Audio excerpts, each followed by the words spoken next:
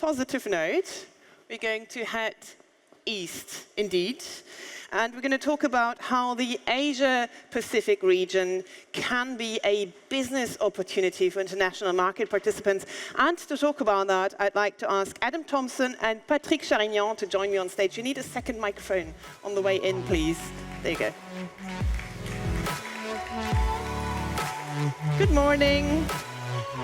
Good morning. You want to have a seat? Great. Thank you for joining me. Thank you, Lisa. Thank you. So, Adam Thompson, you are Head of Market and Business Development at French developer Skyborn. Can you talk us very briefly through... Oh, sorry, just a... No, have a glass of water. We have that second. Ready? Okay. Can you please talk us through the projects that you have in the APAC region? One of them is already up and running, right? Does this work? It does. Can anyone hear me also in the back? Please hold it really close to your Really mouth. close. All right, I'll try to do that. Otherwise, give me a sign if you can't hear me in the back. Yeah, thank you for coming this morning. Real pleasure. I'm looking forward to that. I just have to correct you. Skyborn is a German-based developer. So we don't call ourselves a German company. We just happen to be headquartered in Germany. We like to see ourselves as an international company that's operating globally. But today we'll focus on the business opportunity in the APAC. First of all, you mentioned we have one operational asset.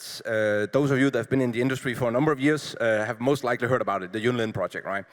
It was a project that was secured in the round 2 of the auctions in Taiwan. So it's the first, let's say, utility-scale project that was built in the APAC region, save China, of course.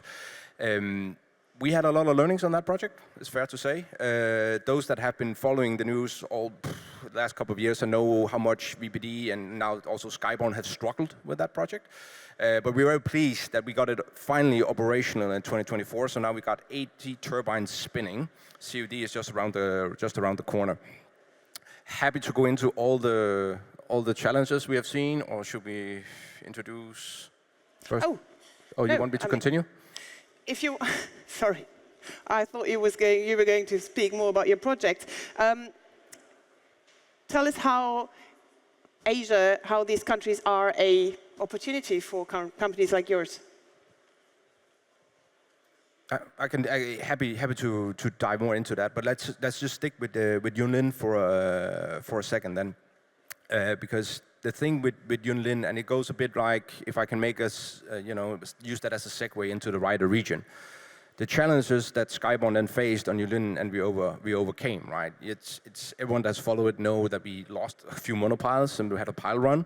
That was not just bad engineering or anything like that. That's simply just to the soil conditions that can be tricky in that part of the world. It's also when you go into a new market like Taiwan at the time, I would call it more like an established market now, but all the politicians, the supply chain, the financing, all of that is also new. And if you come in with a European mindset, you're in for a rough ride. For all of these things that we take for granted in an industry that's established here in Europe, you cannot take for granted when you're operating out in APAC.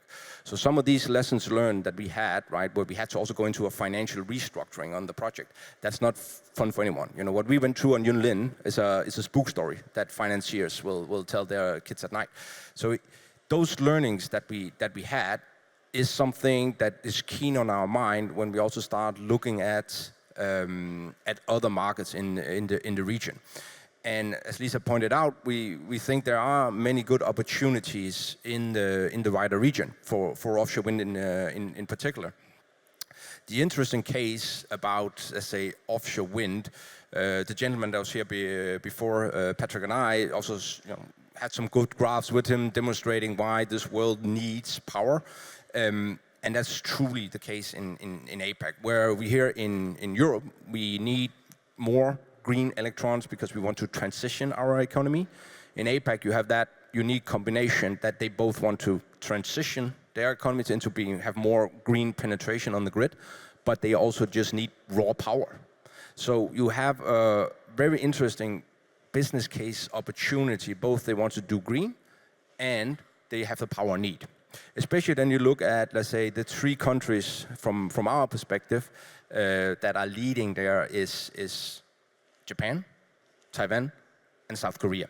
And we can get back to Australia if that is of interest for anyone. But what these three things have in common, or these three countries have in common, that is that they are all islands for all intents and purposes. I know South Korea is attached to North Korea, but they don't have any energy ties. So from an energy perspective, they are an island. And what is interesting about these three economies is they are all advanced economies. And if you take the case of Taiwan, they have a huge semiconductor industry. If you take the case of Korea, they have strong consumer brands like LG and Samsung, and the same thing for Japan. So you can say there is a good business case in these things that let's say most consumers want their products produced using green power. And if you are an island, there's only so much you can do using solar and onshore wind, right? Most of them have big rice paddies, one of them are very mountainous countries as well. So the only game in town is offshore wind.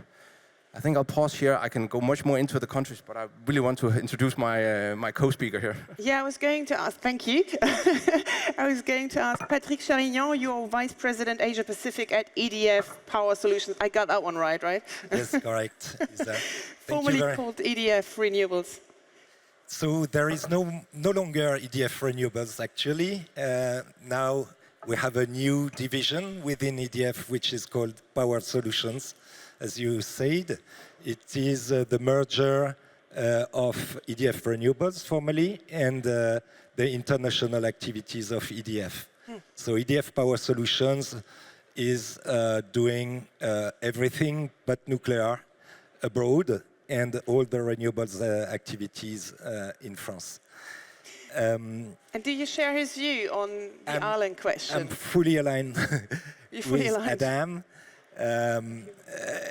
You're right, Adam, to mention that the three most advanced countries in Asia Pacific for offshore wind, if we accept China, which started earlier on, are Taiwan, Japan, South Korea. At EDF Power Solutions, we are also addressing Australia. And the Philippines are also a market which is developing quite fast, and they are about to issue a new tender for a large capacity. I think it's 3.5 or 4 gigawatts of offshore wind. Taiwan, for instance, to build on what Adam mentioned, relies on imports of diesel oil and other fuels for their electricity generation. In case there would be a blockade on the island, they would be short.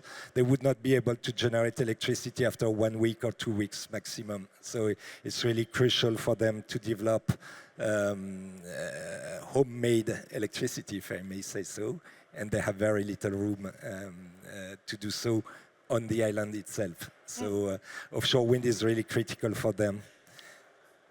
You said, you told me ahead of this conference that you thought that international market participants, especially Europeans, could bring in their expertise and experience in those countries that are getting their feet wet. Yes, yes, indeed. I don't know if you know when the first offshore wind project was developed and built in Europe. Actually, I can give you a hint. It's in Adam's country. It was in 1991 in Denmark. And so we have over 3 decades of experience in Europe of developing and building offshore wind projects. And that brings a lot of experience to the European companies. It's an industry which is still nascent after 3 decades, but a lot has been learned in Europe, and the European companies have still a lot to bring to Asia Pacific due to this experience. It comes in the field of development, how to develop the projects, how to get the local consent, how to talk with the fishermen, how to include a power generation project within an ecosystem, within the tourism, within the fishery activities, the harbors, a lot of, so when you build a project, you cannot see it in isolation from its ecosystem, so we know this well. We know how to build supply chains. We started from scratch in all our European countries, and of course, when you have this experience, you save a lot of time when you have to do it again in Asia Pacific, where the supply chain is very nascent. It comes with financing. We see that to finance the projects in Asia Pacific, the main players are the European banks. And it comes, of course, with engineering and construction capabilities. Adam mentioned the issues faced. Each project is specific, and you have different seabed or ground conditions. You have a lot of things which are different from one site to another one. With the North Sea, which is very difficult sea conditions, we got a lot of experience in many areas. Adam, you've been nodding.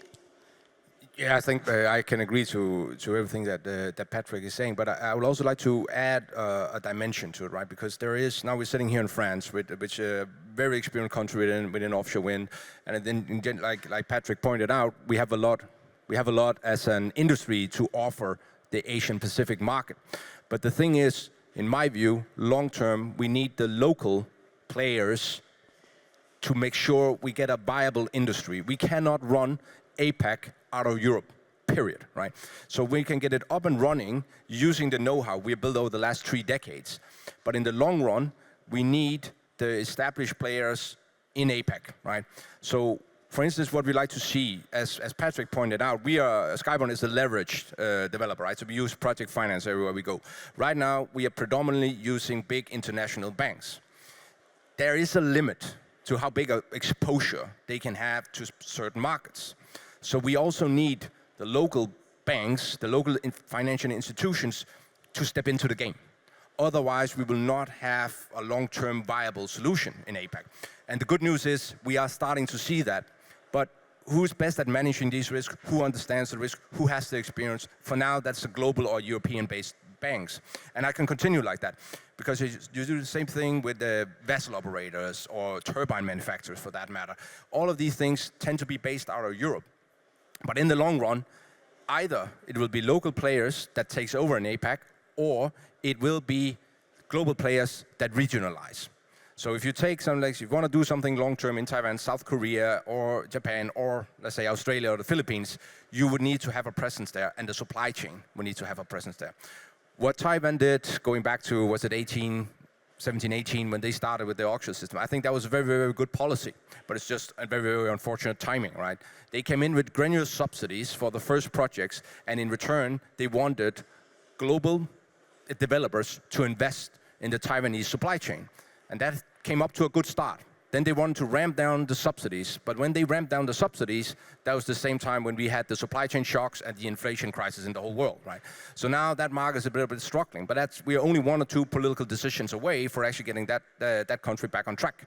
Point is, again, we try to establish a nascent supply chain in Taiwan, and I would say they almost put it off. The jury is still out in terms of what's going to happen in the next coming auctions, but I see very promising signs.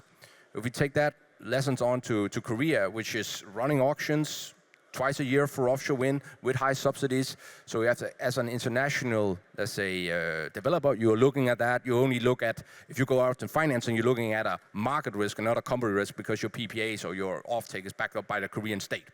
Now, that also offers, let's say, a very good opportunities for banks to step in, right? Because it's backed up by the Korean government. In terms of Korea, they also have that advantage. They actually have a lot of offshore experience. You can find leading developers of foundations in there. You can find leading developers, or not developers, sorry, suppliers of cables as well. So these countries, they have a good foundation to build on. You need to have that layer of being comfortable with the financing, also being comfortable at the governmental level. Some of these things, we see a mismatch of overlapping consent requirements, and even though you get an approval from this authority over here, you actually still need to go over there and ask them, and it's always not clear how that works. So there are still some challenges in those markets, but I think there is reason for being optimistic on behalf of the, let's say, now we in Skyborn, we focus on Japan, Korea, and Taiwan.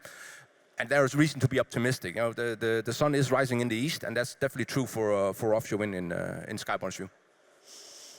Patrick Charignon, do you think that in that context, you were saying that local companies are really important, but could local content requirements also be a problem for international players, do you think? Yes, of course, local content is a bit the elephant in the room when we're talking about opportunities for the European companies in Asia Pacific. However, it's exactly what Adam said. What is important for the various countries is to create jobs and activity domestically. However, they don't require to have domestic companies being in their projects. So the opportunity for the European companies are really to localize themselves in the countries where they are operating. And I think, I'm convinced that this bringing our experience and innovation is really critical to win in these remote markets. But of course, the companies have to establish local factories, teams on the ground locally, because it's important for the countries to justify, the efforts they are making for their energy transition. I read recently, I'm sure all the assistants, if you're interested in offshore wind, you see every day some news about innovations which are ongoing in Europe. I was very interested to see even small companies developing technologies that can be implemented in offshore wind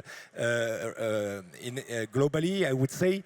I read a small startup which managed to raise the fund to use AI in monitoring the blades. So basically they are just listening the sound made by the turbines when they operate, and they can detect damages on the blades much earlier on than by doing inspections the traditional way. I see in technology a lot of innovations, micropiling for anchoring the turbines. We can see in the environmental space using environmental DNA to track, and actually a team of European researchers have evidence that on the offshore winds you have more sharks and rays than outside the power plants, and they track that through sampling the water and using eDNA, environmental DNA, to test the fauna, the species which are in the water around the turbines. So a lot of innovation due to this anticipation, due to this experience we have in Europe in this industry, can be brought to Asia Pacific and can meet the local content requirements, although it is done by foreign companies. You want to comment on that? Yes, I would like to add a comment to this with the local content, right? Because when I sit in Hamburg, look out the window, right? More than 80% of the pipeline that we are looking at has local content requirements, right? So that we do understand, right? We want to, when we go into a country, we are building critical infrastructure. We'll be up and running for more than 30 years with our assets, right?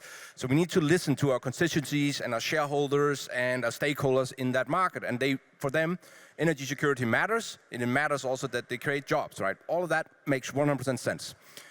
What we would caution is just don't overdo it, right? Because when you go into a new market, first off, there is a ton of challenges. If you at the same time will need to localize, you can run into trouble. You know, my 10-second analysis of what happened in the US, not to go into that, we're talking about, east of Europe, not west of Europe, right? But they wanted everything in one go, right?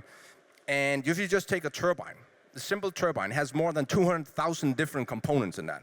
It's extremely difficult for supply chain to localize that, right? So you need to be cautious in terms of how much can you realistically get in the first go. But the positive message, at least, is that if you look at the components, we are looking at, with the nacelles, they are getting close to 500 tons now, right? The wings are more than 100 meter longs. The foundation we used on Yunlin is 1,800 ton, right? you don't transport these things easily around the world, right? So long term, you will see regional hubs. You will see a hub in Europe, you'll see a hub in APAC, and the US need to find out how offshore wind should be a part of their energy mix, but then you will also see a hub in the US, right? Because economics just drives that. So if you establish a good framework for developing an offshore wind, over time, the localization will come by itself just because it's an economics makes sense. You can't transport these big things around. So if you have a stable outlook, the supply chain, developers, everything will establish it. You can nudge it with your policy, make smart policy decisions, but it will come over time. Do you think that, in that sense, in the long run, Europe will keep its head start, or are Asian countries going to catch up? We've seen China, obviously, as Antoine just said, build a record number of turbines in a very short time span. Yeah, it's a race, actually, so we have to keep on developing, innovating, accumulating experience. There is a big challenge with China, we all know that. Today the larger turbines are developed in China, not in Europe. We have now 25 megawatts on one turbine, single turbine being developed in China. So there is a challenge in some areas, but I'm definitely optimistic about our ability to cope with this competition, provided we do enough volume, and that's also a call to all the European countries not to slow down, because it's by accumulating experience, by having a market that the company will invest in innovation, and that's really key to remain in this race, actually. Great, so a big challenge, but also lots of opportunities. Thank you very much, Patrick Charignon from EDF Power Solutions, and thank you, Adam Thomsen from Germany's Skyborn. Thank you. Thank you for listening. Thank you all.